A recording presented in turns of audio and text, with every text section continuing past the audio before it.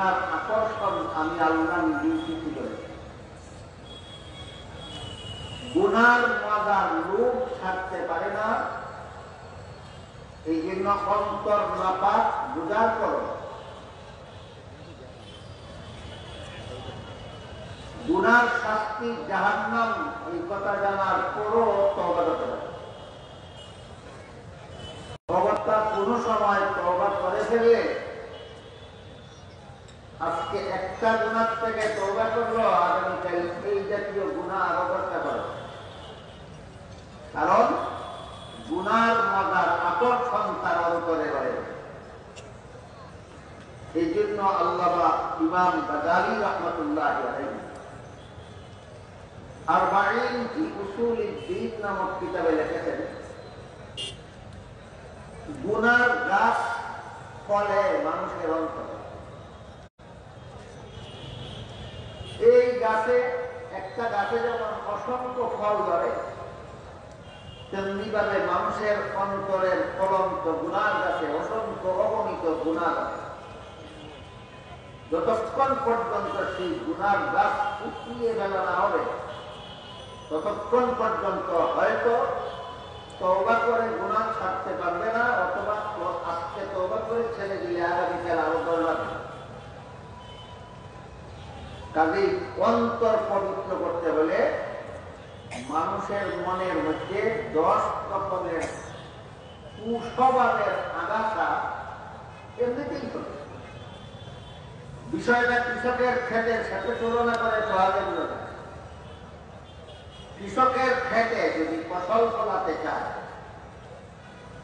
তাহলে ক্ষেতে যত আগাছা আছে সেগুলি আগে পরিষ্কার করতে হবে, আর ফসলের চারাগুলি লাগাতে হবে।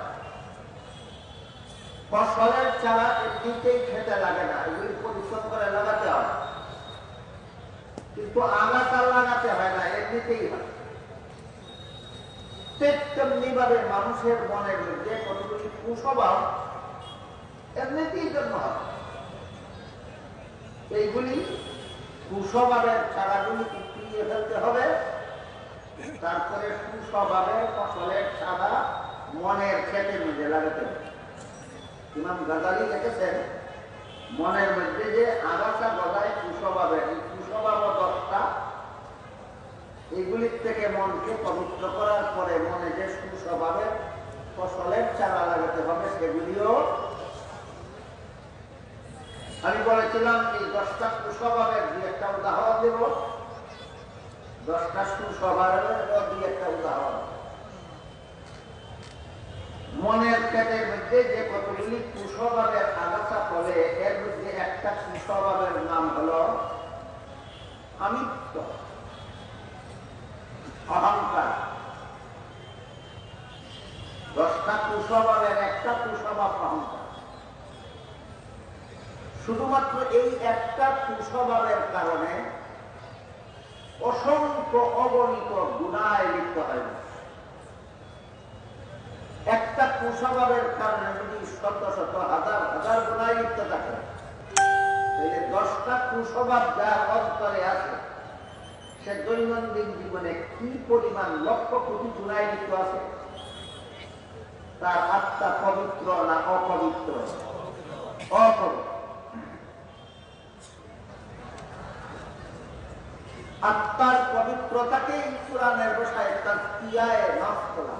আত্মার পবিত্র, মনকে গুনাহ থেকে বারণ করে রাখার নাম আত্মার পবিত্রতা অর্জন। গুনার মজার বুঝে গুনায় লিপ্ত থাকার নাম মনকে অপবিত্র করে রাখা।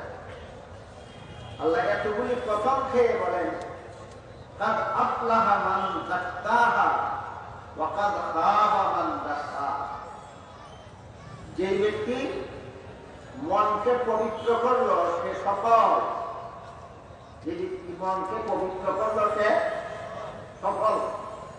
সফলতা ব্যাখ্যা কি?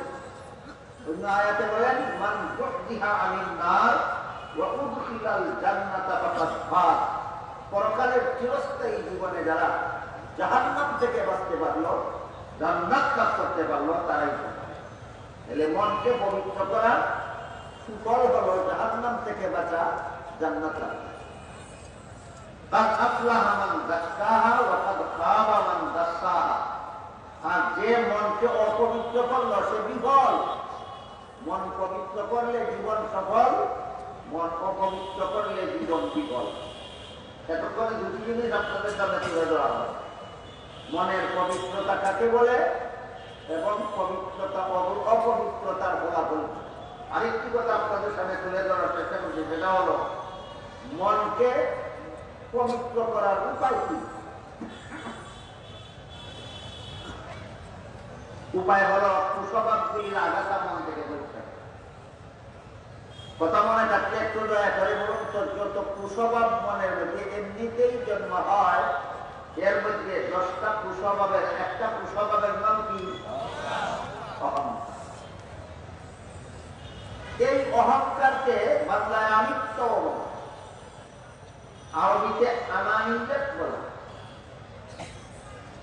এটা 4টা স্তর। প্রথম স্তরের নাম হলো তাসকিয়ায়ে নফসের ভাষায় আনানিয়তের প্রথম স্তরের নাম হলো উজব।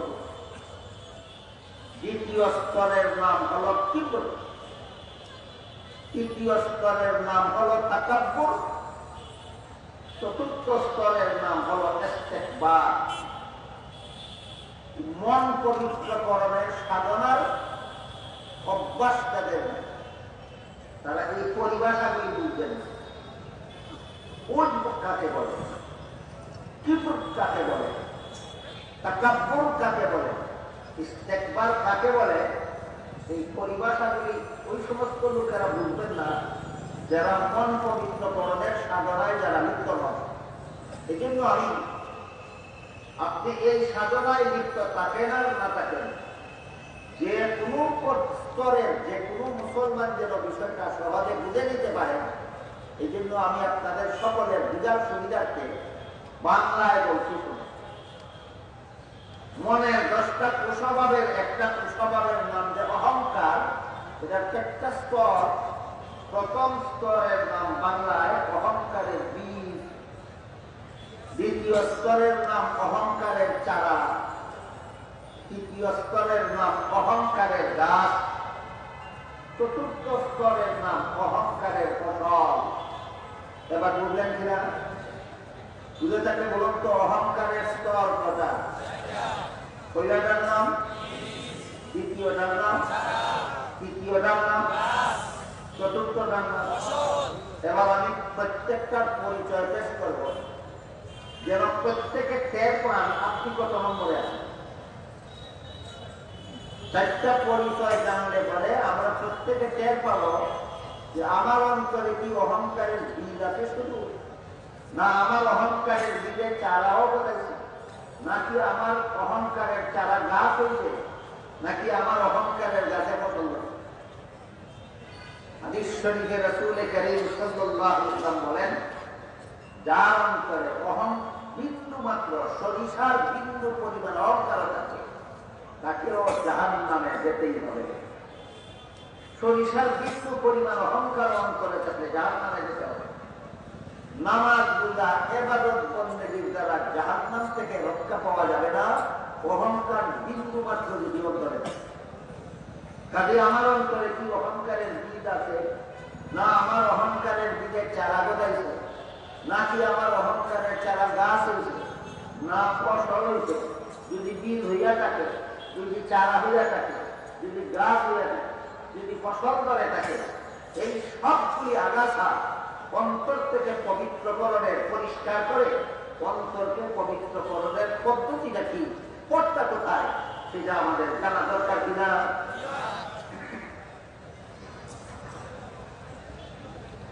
আপনি যদি একা একা নিরিবিলি নিজের মনকে নিজে প্রশ্ন করেন যে তোমার মধ্যে কোন গুণ আছে কিনা, আপনার মন সচেতন হয়ে থাকলে মন থেকে জবাব আছে, আমার মধ্যে অনেকগুলি গুণ আছে। আমি চোখে দেখি, এটা আমার একটা গুণ। আমি কানে শুনি, এটাও আমার একটা গুণ। আমি মুখে কথা বলতে পারি, এটাও আমার একটা গুণ। পায়ে চলতে পারি, সেটা আবার একটা গুণ। এরকম অনেক গুণ আছে কিনা? আমাদের প্রত্যেকের মধ্যেই অনেকগুলি গুণ আছে কিনা? আছে। এবার মনকে দ্বিতীয় প্রশ্ন করো, তোমার গুণগুলির কারণে তুমি প্রশংসা পাওয়ার যোগ্য কিনা? তখন যদি মন বলে যে আমার গুণের জন্য আমি প্রশংসা পাওয়ার যোগ্য, কে বলে? মন। মুখ বলে না, মন যদি বলে আমার বিদ্যা বুদ্ধির জন্য আমি প্রশংসা পাওয়ার যোগ্য, আমার এলেম কালামের জন্য আমি প্রশংসা পাওয়ার যোগ্য, আমার প্রশ্নের জবাবে আমার মন যদি বলে যে আমার গুণগুলির কারণে আমি প্রশংসা পাওয়ার যোগ্য, প্রমাণ হয়ে গেল তোমার অন্তরে অহংকারের বীজ আছে। কি আছে? বীজ। এটাকে সরিষার বিন্দু পরিমাণ অহংকার বলা হয়। এটাকে আমরা ধারণা দেখে, এটাকে তস্কিয়ায় নফসের পরিভাষায় উজ্ব বলা। বাংলায় এটাকে অহংকারের বীজ বললাম, আমি আপনাদেরকে সহজে চেনা রাখি। আর যদি মন বলে না, শুধু মন বলে না, নিজের মুখেও বলে আমি জ্ঞানী, আমি বলি আমি বুদ্ধিমান, আমি শিক্ষিত, আমি আলেম, আমি এই, আমি সেই, তাহলে কথা মনে রইল না, মুখ দিয়ে বের হলো? অহংকারের বীজে তোমার চারা গজাইছে, অহংকারের বীজে চারা গজাইছে। আর যদি নিজের যোগ্যতাকে, নিজের গুণকে অপরের সাথে তুলনা দিই, অমুক এত বড় জ্ঞানী নয়, আমি যত বড় জ্ঞানী, অমুক এত বড় গুণী নয়, আমি যত বড় গুণী, অমুক অত বড় বুদ্ধিমান নয়, আমি যত বড় বুদ্ধিমান, শুধু মুখের দ্বারা নিজের গুণ কীর্তন করেছে না অপরের সাথে তুলনাও করেছে, তোমার অহংকারের চারা গাছ হচ্ছে, অহংকারের চারা গাছ। তারপর যার সাথে নিজের যোগ্যতার তুলনা করে, তাকে অযোগ্য প্রমাণ করার জন্য সমাজের লোকের সামনে তার সাথে যখন অবিচার শুরু করে, অন্যায়, অত্যাচার, জুলুম, নির্যাতন যখন শুরু করে, মনে রাখবেন সকল প্রকার অন্যায়, অবিচার, অত্যাচার, জুলুম, নির্যাতন সবগুলি অহংকারের গাছের ফসল। কোন গাছের ফসল? অহংকারের গাছের ফসল। আমার কথা বুঝে থাকে, ধরুন তো আমাদের সমাজে এমন কোন মুসলমান পাওয়া যাবে যে অন্য লোকের সাথে অবিচার করে, জুলুম করে, অত্যাচার করে? তার কোন গাছে ফসল হচ্ছে? অহংকারের গাছে ফসল করে। অহংকারের বীজ অন্তরে থাকলে যদি জাহান্নামে যেতে হয়, তাহলে যাদের অহংকারের গাছে ফসল ধরেছে তারা কোন জান্নাতে যাবে? বুঝে থাকে ধরুন তো, জাহান্নাম থেকে বাঁচতে হইলে আত্মা পবিত্রকরণ দরকার কিনা? যেমন মনের মধ্যে যে সমস্ত কুস্বভাবের আগাছা গজায়, এর মধ্যে একটা আগাছার উদাহরণ। এবার মনের মধ্যে যে সমস্ত সুস্বভাবের ফসল এর চারা লাগাতে হয়, তার একটা উদাহরণ শুনুন। মনকে যখন আপনি জিজ্ঞেস করবেন তোমার গুণের জন্য তুমি প্রশংসা পাওয়ার যোগ্য কিনা, তখন যদি মন থেকে জবাব আসে আমার চোখে দেখার গুণের জন্য, আমার কানে শোনার গুণের জন্য, আমার কথা বলার গুণের জন্য, আমার পায়ে চলার গুণের জন্য, আমার বিদ্যা বুদ্ধির গুণের জন্য, আমার এলেম কালামের গুণের জন্য আমি প্রশংসা পাওয়ার যোগ্য হইতাম, যদি এগুলি আমার উপার্জিত হইত, একটাও আমার উপার্জিত নয়, সবগুলি আল্লাহর দান। সবগুলি আপনার চোখে দেখার গুণ আপনি উপার্জন করেছেন, কানে শোনার গুণ আপনি উপার্জন করেছেন, মুখে কথা বলার গুণ আপনি উপার্জন করেছেন, না আল্লাহর দান? তাহলে আল্লাহ হইলেন দাতা, আমি হইলাম গ্রহিতা। এবার বিবেককে জিজ্ঞাসা করুন, গ্রহিতা হয় প্রশংসা পাওয়ার যোগ্য না দাতা হয় প্রশংসা পাওয়ার যোগ্য? তাই আমার এই সমস্ত গুণের জন্য কে প্রশংসা পাওয়ার যোগ্য? আল্লাহ, একমাত্র আল্লাহ আমার যাবতীয় গুণের জন্য প্রশংসা পাওয়ার যোগ্য, কারণ এই গুণগুলি আমার উপার্জন নয়, সবগুলি গুণ আল্লাহর দান। এই জন্য নামাজে অহংকার দমনের ব্যবস্থা প্রদান করা। কোথায়? ইসলামের পঞ্চভিত্তির একটা ভিত্তি হলো নামাজ। এই নামাজে অহংকার দমনের পরিপূর্ণ ব্যবস্থা প্রদান করা। এই ব্যবস্থার সামান্য একটু উদাহরণ দিচ্ছি শুনুন। নামাজের সর্বপ্রথম সূরাতুল ফাতিহা পড়তে হয়। কোরআন তেলাওয়াতের সময় আউযু বিল্লাহি বিসমিল্লাহ করার পর, সুবহানাকা পড়ার পর, এরপরে প্রথমে কোন সূরা পড়তে হয়? সূরাতুল ফাতিহা। সূরাতুল ফাতিহার প্রথম কথাটাই হলো আলহামদুলিল্লাহ। কারো জানা থাকলে অর্থটা বলতে পারেন? সমস্ত প্রশংসা আল্লাহর জন্য। তাহলে তোমার চোখে দেখার গুণের প্রশংসা কার জন্য? তোমার কানে শোনার গুণের প্রশংসা কার জন্য? তোমার বিদ্যা বুদ্ধির গুণের প্রশংসা কার জন্য? তোমার এলেম কালামের গুণের প্রশংসা কার জন্য? আলহামদুলিল্লাহ। এই একটি কথার মধ্যে আমার কোন গুণের জন্য আমি প্রশংসার যোগ্য নই, একমাত্র আল্লাহ প্রশংসার যোগ্য। এই শিক্ষাটা আছে কিনা? এই শিক্ষা আমরা তো মুখে মুখে দেখি, কিন্তু অন্তরে সেই অনুভূতি নাই। অন্তরে যখন সেই অনুভূতি চলে আসবে, তখন অন্তরের এই অনুভূতিটার নাম হবে 10টা সুস্বভাবের একটা সুস্বভাব। এই সুস্বভাবটার নাম হলো শুকর। আমার চোখে দেখার গুণের জন্য আল্লাহ প্রশংসা পাওয়ার যোগ্য, এই অনুভূতির নাম শুকর। আমার কানে শোনার গুণের জন্য আল্লাহ প্রশংসা পাওয়ার যোগ্য, এই অনুভূতির নাম শুকর। আমার মুখে কথা বলার যোগ্যতার জন্য আল্লাহ প্রশংসা পাওয়ার যোগ্য, এই অনুভূতি অন্তরে জাগ্রত হওয়ার নাম শুকর। এখন প্রশ্ন হলো যে মনের কুস্বভাবগুলি আমি অপসারণ করব, আর সুস্বভাবগুলি মনের ক্ষেত্রে আমি ফলাবো। মনের কুস্বভাবগুলি আমি, সুস্বভাবের চারাগুলি আমি মনের মধ্যে লাগাবো নিজে নিজেই, না কোনো শিক্ষক? শিক্ষকটাকে এই কথাটা বলে আসতে মতো কথা শেষ করি। ধরুন 1 থেকে 100 পর্যন্ত গণনা জানে না, নিজে নিজেই জানবে না, যে জানে তার কাছে গিয়ে শিখতে হবে। এটা হলো জাগতিক দিক থেকে। ধর্মীয় দিক থেকে ধরুন এক ব্যক্তি সূরাতুল ফাতিহা পড়তে জানে না, নিজে নিজেই শিখতে পারবে না, যে জানে তার কাছে শিখতে হবে। একেবারে সহজ উদাহরণ, যেমন ভাবে 1 থেকে 100 পর্যন্ত গণনা কেউ নিজে নিজে শিখতে পারে না, যে জানে তার কাছে গিয়ে শিখতে হয়। যেমন ভাবে সূরাতুল ফাতিহার মতো একটি সূরা কেউ নিজে নিজে শিখতে পারে না, যে জানে তার কাছে গিয়ে শিখতে হয়। তেমনি করে মনের কুস্বভাবের আগাছাগুলি কেউ নিজে নিজে ছাড়াইতে পারে না।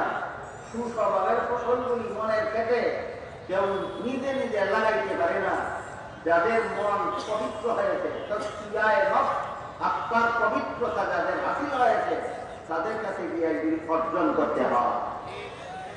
আমি 3টি কথা আপনাদের বোঝাবার চেষ্টা করেছি। কি হলো আত্মার পবিত্রতা, কি? আরেকটি হলো আত্মার পবিত্রতা কেন, আরেকটি হলো আত্মার পবিত্রতা কিভাবে। কোটি প্রশ্নের জবাব আজকে আলোচনা হইল। 3টি: আত্মার পবিত্রতা কি, কেন, কিভাবে। কি, কেন, কিভাবে। এবার প্রশ্ন হইল, যার মন পবিত্র তার কাছে যদি আমি আমার মনের পবিত্রতা শিখব, কতদিন থাকতে হবে তার কাছে? আত্মশুদ্ধিমূলক পরিষ্কার ভাষায় লেখা আছে যে তুমি যদি 1 থেকে 100 পর্যন্ত গণনা জানো না, তাহলে যে জানে তার কাছে কতদিন থাকতে হবে? যতদিন তোমার জানা, যতদিন পর্যন্ত গণনা শিক্ষা না হয়। তুমি যদি সূরাতুল ফাতিহা পড়তে জানো না, যে জানে তার কাছে কতদিন পড়তে হবে? যতদিন পর্যন্ত তোমার পড়াটা শুদ্ধ না হয়। ঠিক তেমনি ভাবে যাদের আত্মা পবিত্র নয়, তারা পবিত্র আত্মাওয়ালার সংস্রবে কতদিন থাকতে হবে? যতদিন পর্যন্ত তোমার আত্মাটা পবিত্র না। আজকে প্রথম থেকে এই পর্যন্ত আমি যত কথা আপনাদের সামনে তুলে ধরেছি, এর সারমর্ম হলো 3টি প্রশ্নের জবাব। এবার 3টি প্রশ্নের জবাব আমি আপনারা বলতে না পারলে আবার বলেন 2-3 মিনিটে এই জবাবগুলি যেন আমরা কোনোদিন ভুলে না যাই। প্রথম প্রশ্ন হলো তাসকিয়ায়ে নফস বা আত্মার পবিত্রতা কি? এটার জবাব হলো মনকে গুনাহ থেকে পবিত্র করা। বলুন তো মনের পবিত্রতা কি? মনকে গুনাহ থেকে পবিত্র করা। 2 নম্বর প্রশ্ন হলো তাসকিয়ায়ে নফস কেন মনকে গুনাহ থেকে পবিত্র করতে হবে কেন? জবাব হলো জাহান্নাম থেকে বাঁচার জন্য। জবাব হলো জাহান্নাম থেকে বাঁচার জন্য। 3 নম্বর প্রশ্ন হলো তাসকিয়ায়ে নফস হাসিল করা যায় কিভাবে? যাদের হাসিল হয়েছে তাদের কাছ থেকে শিখে, যাদের হাসিল হয়েছে তাদের কাছ থেকে শিখে আত্মার পবিত্রতা হাসিল করতে হবে। একটা উদাহরণ একটু বিশ্লেষণ করি। আমি সূরাতুল ফাতিহা, বলুন একটা কথার মতো, আমি সূরাতুল ফাতিহা পড়তে জানি না। আমি এই হুজুরের কাছে সূরাতুল ফাতিহা পড়তে শিখে গেলাম। তিনি আমার যোগ্যতা দেখে বলবেন এই সূরাটা শুরু থেকে শেষ পর্যন্ত হয়তো একবার বলে দেবেন, না হয় 3 বার বলে দেবেন, না হয় 10 বার বলে দেবেন। শুরু থেকে শেষ পর্যন্ত বলে দিলে যদি দেখেন আমি স্মরণ রাখতে পারি না, সম্পূর্ণ সূরা একসাথে বলে দেবেন না একটি আয়াত করে বলে দেবেন? তিনি যদি দেখেন একটি আয়াত পূর্ণভাবে আমি স্মরণ রাখতে পারি না, তাহলে কি পূর্ণ আয়াত বলে দেবেন না একটি শব্দ করে জপাবেন? একটি শব্দ করে জপাবেন।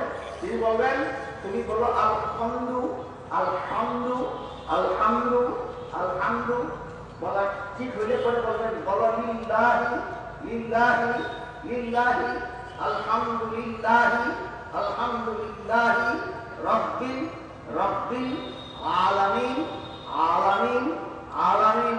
কতক্ষণ পর্যন্ত জপাবেন? যতক্ষণ পর্যন্ত আমি সহি করে উচ্চারণ করতে না শিখি। তেমনি ভাবে আত্মার পবিত্রতা যারা অর্জন করে দেবেন আমাকে, তিনিও আমাকে কতগুলি তসবিহ ওয়াজিফা জপাবেন।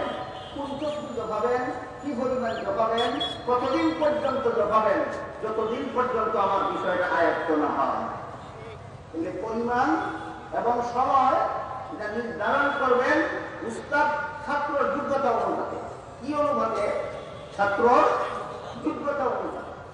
তাহলে আমি যে রব্বিল রব্বিল রব্বিল আলামিন আলামিন আলামিন বললাম, রব্বিল কোনো শব্দ নয়, এটা একটা দফা মাস্ট, অনুশীলন, চর্চা, প্র্যাকটিস। রব্বিল কোনো শব্দ না, রব্বি হইল শব্দ, আল আলামিন হইল শব্দ। কিন্তু তিনি আমাকে রব্বিল দেখাচ্ছেন কেন? কারণ এটা তেলাওয়াত হিসাবে দেখাচ্ছেন না, অনুশীলন করাচ্ছেন আমাকে, আমাকে প্র্যাকটিস করাচ্ছেন। এটা কি তেলাওয়াতটা প্র্যাকটিস? এই পার্থক্যটা যারা বুঝে না এরা আজকাল প্রশ্ন উত্থাপন করে, ইল্লাল্লাহ ইল্লাল্লাহ ইল্লাল্লাহ, এটা তো রাসূল জপাইছেন না, সাহাবায়ে কেরাম জপছেন না, আমরা কেন জপবো, আমার পীর কেন জপাবে? আরে গুল্ল মূর্খ, এটা তো ইবাদত হিসাবে বলতে বলা হচ্ছে না, এটা তো প্র্যাকটিস হিসাবে বলা হচ্ছে। এটাকে তাসকিয়ায়ে নফসের ভাষায় রিয়াজত বলা হয়। আলহামদুলিল্লাহি রাব্বিল আলামিন থেকে নিয়ে গায়রুল মাগদুবি আলাইহিম ওয়ালাদ-দাল্লিন পর্যন্ত তিলাওয়াত করাটা ইবাদত। আর রব্বিল রব্বিল রব্বিল আলামিন আলামিন আলামিন কথাটা ইবাদত না রিয়াজত? এটা কি তেলাওয়াত না প্র্যাকটিস? তুমি প্র্যাকটিসকে ইবাদত মনে করে নিয়েছ, এই জন্য তোমাকে বেদাতের দুর্গন্ধ পেয়ে বসেছে। এই জন্য কোনটা ইবাদত আর কোনটা রিয়াজত, কোনটা মূল কাজ আর কোনটা কাজটা অর্জন করার জন্য ট্রেনিং, কোনটা প্র্যাকটিস, এটার পার্থক্যটা বুঝে নিতে হবে। তখন এই সমস্ত এই একতলাকার থাকবে না, এই সমস্ত প্রশ্নগুলি আসবে। আরেকটা ব্যাপার হল, আমার মুর্শিদ, আমার তরিকতের উস্তাদ, আমার তাসকিয়ায়ে নফসের উস্তাদ আমাকে যে জপাবেন, কোনো ব্যাপার আছে সরাসরি আল্লাহর নাম ধরতে হবে। এক হাদিসে রাসূল কারীম সাল্লাল্লাহু আলাইহি ওয়াসাল্লাম বলেন, ইন্না লিকুল্লি শাইইন সাকালাতান ওয়া সাকালাতুল কুলুবি যিকরুল্লাহ। অন্তরের মধ্যে গুনার কারণে জং ধরে, এই জং সারাবার একটা হাতিয়ার হইল আল্লাহর জিকির। এই জং সারাবার একটা হাতিয়ার হলো আল্লাহর জিকির। কোন জিকির? কতক্ষণ? কতদিন পর্যন্ত কিভাবে করতে হবে, যে যিনি রফের রং ছাড়াইছেন তিনি জানেন না আমি জানি, তিনি জানেন। আমার জিকিরটা কি জুড়ে করলে সহজে রং ছাড়বে না জিকির আস্তে করলে রং সহজে ছাড়বে, যে আমি জানি না। যিনি পবিত্র আত্মাওয়ালা আমাকে প্র্যাকটিস করাচ্ছেন তিনি জানেন। তবে আস্তে জিকির করলে অপরের ডিস্টার্ব হয় না, আস্তে জিকির করলে অপরের ডিস্টার্ব হয় না, জুড়ে জিকির করলে অপরের ডিস্টার্ব হয়। এই জন্য মুফাসসিরিনে কেরাম তাফসীরের কিতাবে মুফতি সাহেবগণ ফতোয়ার কিতাবে পরিষ্কার ভাষায় লিখেছেন, তুমি জুড়ে জিকির করতে পারো এই মনের জং সারাবার জন্য। কি সারাবার জন্য? মনকে পবিত্র করার জন্য, মন থেকে গুনার জং সারাবার জন্য তুমি জুড়ে জিকির করতে পারো। যদি তোমার জিকিরের কারণে কারো কোনো সংসারের কাজে ডিস্টার্ব না হয়, কারো কোনো ধর্মের কাজে ব্যাঘাত না হয়, তোমার জুড়ের জিকিরের কারণে যদি একজনের ঘুমে ব্যাঘাত হয়, তোমার জুড়ে জিকির করার কারণে যদি একজন রোগীর কষ্ট হয়, তোমার জুড়ে জিকির করার কারণে যদি একজনের কোরআন তেলাওয়াতে ডিস্টার্ব হয়, তোমার জুড়ে জিকির করার কারণে যদি একজনের নফল নামাজ পড়তে ডিস্টার্ব হয়, তাহলে তোমার জন্য জুড়ে জিকির করা যায়। কথা বুঝতে পারতেছেন? কাজে কাজে আস্তে জিকির করলে এই সমস্ত ডিস্টার্ব হয় না কারো কোনো কাজে। এই জন্য মুফাসসিরিনে কেরাম লিখেছেন আস্তে জিকির করাই উত্তম। কিন্তু আমার মুর্শিদ যদি মনে করেন যে আমার জুড়ে জিকির করালে আমার প্র্যাকটিসটা তাড়াতাড়ি হবে, সহজে হবে, তাহলে তিনি আমাকে জুড়ে জিকির করার নির্দেশ দিতে পারেন বিনা শর্তে। না কারো কোনো সংসারের অথবা ধর্মীয় কাজে ব্যাঘাত না হওয়ার কথা। কাজে কাজে আমার জুড়ে জিকিরের দ্বারা যদি কারো কোনো সংসারের কাজে ব্যাঘাত হয় অথবা কারো কোনো ধর্মীয় কাজে ব্যাঘাত হয়, তাহলে যার ব্যাঘাত হয় তার অধিকার আছে আমাকে বলা যাবে যে শরীয়ত সম্মত অধিকার। কেমন অধিকার? শরীয়ত সম্মত অধিকার। এই নিয়ে তোমার জিকিরের আওয়াজের কারণে আমি ঘুমাইতে পারতেছি না, এই নিয়ে তুমি মাইকে জিকির করতেছ, এই কারণে আমি রুগী, আমার কষ্ট হতেছে, এই নিয়ে তোমার জিকিরের আওয়াজের কারণে আমি কোরআন তেলাওয়াত করতে পারছি না, জিকির আসতে করো। অধিকার আছে। আজকাল এই অধিকারটাকে অনেকে আল্লাহর জিকিরে বাধা দেওয়া মনে করে। আল্লাহর জিকিরে বাধা দেওয়া নয়, তুমি অপরকে ব্যাঘাত করে ডিস্টার্ব করে তোমার ঘুরে জিকির করা গেল শরীয়ত লঙ্ঘন। শরীয়ত লঙ্ঘন করে আত্মা পবিত্র করবো না শরীয়ত পালন করে আত্মা পবিত্র করবো? যাই হোক, আমি বলতেছিলাম সূরা শামসের মধ্যে আল্লাহ কতগুলি কসম খেয়ে আত্মার পবিত্রতার গুরুত্ব আরোপ করেছেন। এই প্রসঙ্গে আমি তিনটি কথা আপনাদের সামনে তুলে ধরেছি।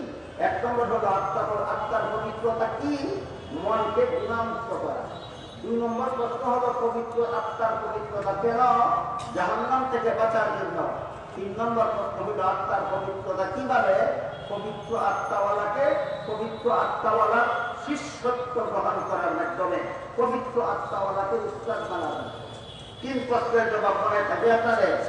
1 নম্বর আত্মার পবিত্রতা কি? মনকে গুণামুক্ত করা। 2 নম্বর আত্মার পবিত্রতা কেন? জাহান্নাম থেকে বাঁচার জন্য। 3 নম্বর আত্মার পবিত্রতা কিভাবে? পবিত্র আত্মাওয়ালা আমাকে প্রশিক্ষণ দেন যেভাবে।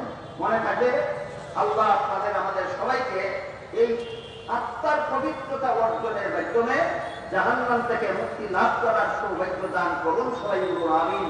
সুবহান রাব্বিকা রাব্বিল ইজ্জাতি আম্মা ইয়াসিফুন ওয়া সালামুন আলাল মুরসালিন ওয়ালহামদুলিল্লাহি রাব্বিল আলামিন।